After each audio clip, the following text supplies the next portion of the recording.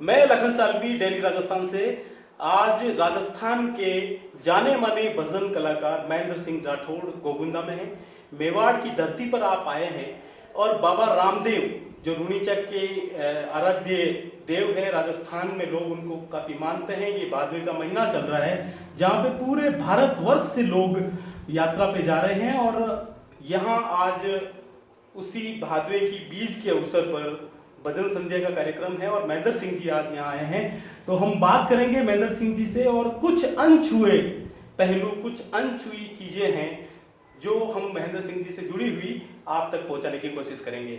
महेंद्र सिंह जी, सबसे पहले तो आपका आभार, धन्यवाद कि आप यहाँ पर आए हैं। आपका बहुत बहुत स्वागत है। नमस्कार, जय माता दी सर। बहुत बहुत धन्यवाद सर जी। महेंद्र सिंह जी, हम बताना चाह रहे हैं हमारे दर्शकों को कि देखिए, एक भजन गायक के रूप में तो लोग आपको जानते हैं, लेकिन आपकी जिंदगी में भी बहुत ऐसी चीजें हैं जो हम नहीं जानते हैं, लेकिन आम जनता उसको जानना चाहती है। आप कब से इस फील्ड में आए हैं, इस संगीत की फील्ड में आप कब से आए हैं, कैसे आए हैं और कैसा महसूस कर रहे हैं, इसके बारे में थोड़ा सा बताइए। ये लगभग सर 17-18 वर्ष पहले की बात है और हमारे घर के पास में एक रामदेव जी का छोटा सा मंदिर है। वहाँ पर भक्ति संध्या का कार्यक्रम युवाओं ने मिलकर आयोजित करवाया था। मैं भी उस भक्ति संगीत में था। मैंने वो भजन संध्या में सेवा की अपनी तरफ से, भजनों को सुना, नाचे वगैरह। हम लोगों ने खूब वो रात्रि भर एंजॉय किया। उसके बाद में 2-4 दिन बाद में एक भजन जो था, पाली के एक प्रसिद्ध भजन गायक है गजेंद्र सिंह जी राजपुरी, उनका एक भजन गाया था, इन दुनिया में माँ बाप भगवान के विजय।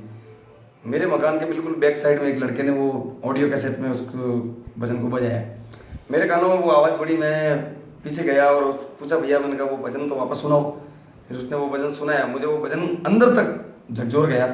तो मैंने उस भजन को पेपर में लिखा और उस भजन को गाया। और वैसे गाने की शुरुआत मेरे पिताश्री स्वर्गीय हरि सिंह जी राठौड़, जिनकी बहुत कृपा मेरे ऊपर रही है, तो वो संगीत मुझे विरासत में भी मिला है कहीं ना कहीं, ऐसा मैं सोचता हूँ। उस भजन से गाना मैंने शुरू किया। उसके बाद में पाली में जहाँ कहीं भी भजन संध्या होती थी मैं जाता था और धीरे धीरे ये 17-18 सालों का सफ़र करते करते आज गोविंदा में आपके सामने में पहुँच गया हूँ। तो कितने सालों से आप ये काम कर रहे हैं? लगभग भक्ति संगीत से जुड़े मुझे लगभग 20 वर्ष का ये मेरा सफ़र है।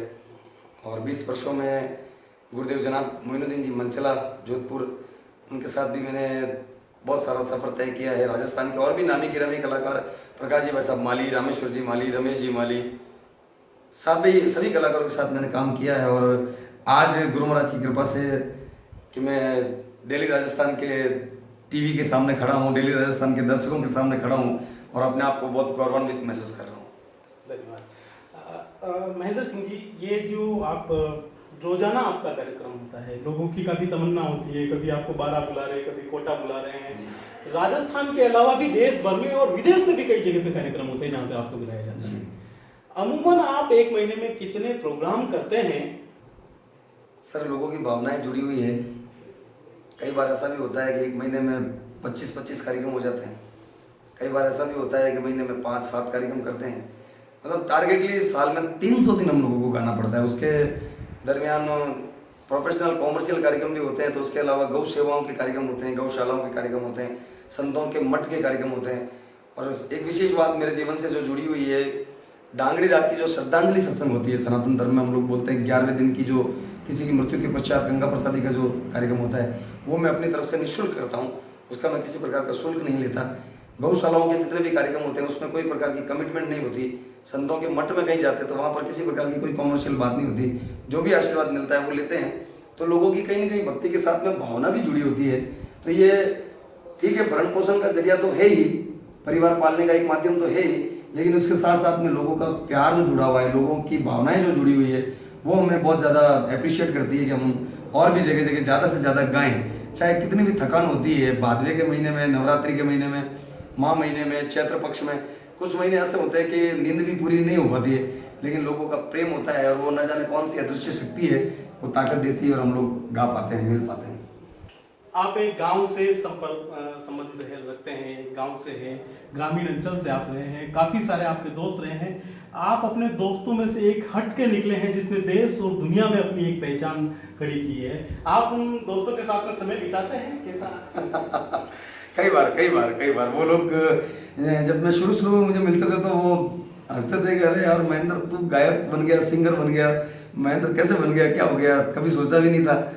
लेकिन मैं उनको भी समय देता हूँ। वैसे लोग काफ़ी दोस्त तो मेरे आसपास ही रहते हैं पाली में, और जो लोग आउट ऑफ पाली हैं तो मैं उनसे भी कई बार फ़ोन पे बातचीत करके उनके हालचाल पूछ लिया करता हूँ। मुझे बहुत अच्छा लगता है, क्योंकि उन मित्रों के पास मैं जब जाता हूँ या जब उनसे कॉल पे बात करता हूँ तो मुझे एहसास होता है कि मैं सिर्फ महेंद्र हूँ, मन्नू हूँ।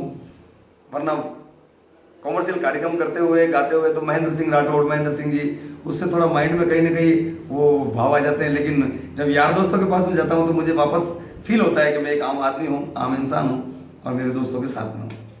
आपके परिजन आपको लेके क्या सोचते हैं, क्या आपको कहते हैं? क्योंकि 300 दिन आप बाहर गुजारते हैं, तो घर पे भी तमन्नाएं रहती है लोगों की कि हमारे साथ रहे, बच्चों की या पत्नी की या परिवार काफ़ी शिकायतें भी रहती है। कई बार ऐसा होता है बचपन भैया मैं शादी विवाहों में नहीं अटेंड हो पाता हूँ। फैमिली के बहुत सारे काम भी होते हैं, बहुत सारे फंक्शंस होते हैं, तो वहाँ हाजिर नहीं हो पाता हूँ। तो कई बार उनको गुस्सा भी आता है, कई बार यूँ मनमुटाव भी होता है। लेकिन मेरी बहनों के साथ, मेरे परिवार के साथ, मेरे बच्चों के साथ, फैमिली के साथ मैं जैसे ही समय मिलता है वापस जाके उनके सामने छोटा बच्चा बन के कैसे भी करके उनको राज़ी कर लेता हूँ कि दीदी मेरा वहाँ काम था, मासी मेरा वहाँ काम था, मौसा मेरा वहाँ काम था, भैया मैं वहाँ बिजी था। लेकिन जितना टाइम बन पड़ता है मैं अपने परिवार, मित्रों को, बच्चों को, मेरी वाइफ को, सबको समय देने की बहुत कोशिश करता हूँ। और लगभग मैं ये कर भी पाया हूँ। मातेश्वरी की कृपा है कि मैं उन सभी को संतुष्ट रख पाया हूँ।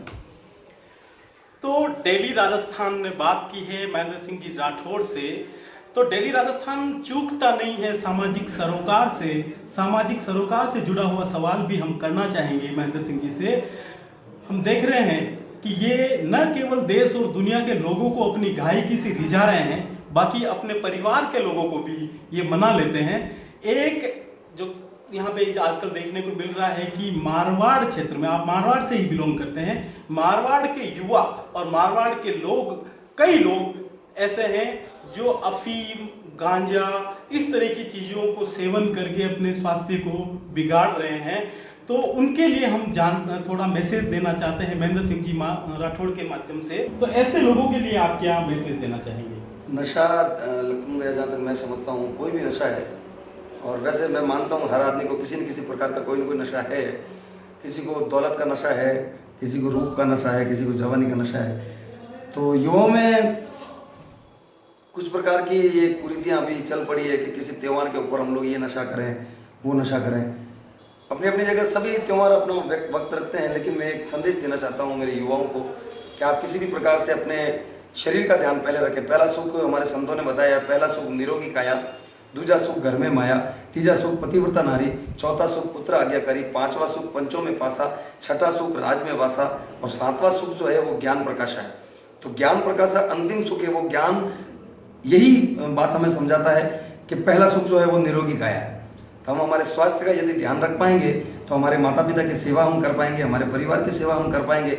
यदि शरीर स्वस्थ रहेगा तो हम हमारे देश की सेवा कर पाएंगे, हमारे धर्म की सेवा कर पाएंगे, हमारे सत्संग की सेवा कर पाएंगे, हमारे गांव की सेवा कर पाएंगे, हमारे धर्म को अपने कंधों पर लेकर चल पाएंगे। तो युवा साथियों से विशेष रूप से मैं ये अपील करता हूँ कि आप जहाँ तक हो सकता है नशे से दूर रहने का प्रयास करें, अपने शरीर का ध्यान रखें, दोनों टाइम बॉडी बिल्डिंग के लिए समय निकालें, योग और प्राणायाम के लिए अवश्य समय निकालें, कपालभाति, अनुलोम विलोम कुछ भी करके अपने शरीर को एनी टाइम आप स्वस्थ रखें, ताकि आने वाले समय में चाहे बॉर्डर पर भी जाकर के हमारे देश को आवश्यकता पड़े तो हम उस ताकत के साथ में, उन हथियारों के साथ में देश के दुश्मनों को जवाब देने के लिए तैयार रह सकें। धन्यवाद।